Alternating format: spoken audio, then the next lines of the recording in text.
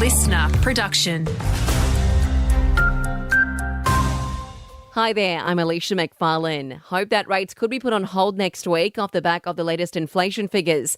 It's fallen to 4.1%, a two-year low, below what economists were forecasting. Prime Minister Anthony Albanese is confident Labor's new tax cut package won't drive it up again. It is a package that will address cost of living pressures whilst not putting pressure on inflation, because they're the two things that you needed to do. It's hoped a landmark agreement on school funding could be rolled out across the country. The federal government today promising to fully fund public schools in WA by 2026.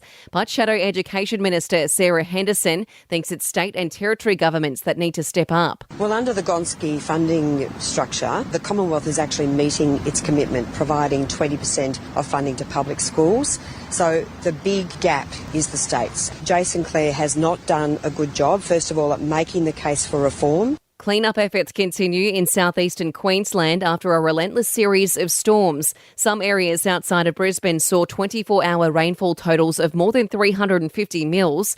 Emergency Management Minister Murray Watt says dozens were forced to evacuate overnight. Certainly the fact that the SES were doing rescues last night in the Western Downs shows that this is an ongoing event and we need to keep an eye on it over coming days. More than 1.7 million Aussies are now hooked on vaping, according to new data from Roy Morgan. More than 90,000 adults have taken up e-cigarettes in the last 3 months alone. In sport, Pat Cummins is eyeing off his second Allan Border medal at tonight's Australian Cricket Awards in Melbourne, which is getting underway. Ashleigh Gardiner is among the favourites for the Belinda Clark Awards.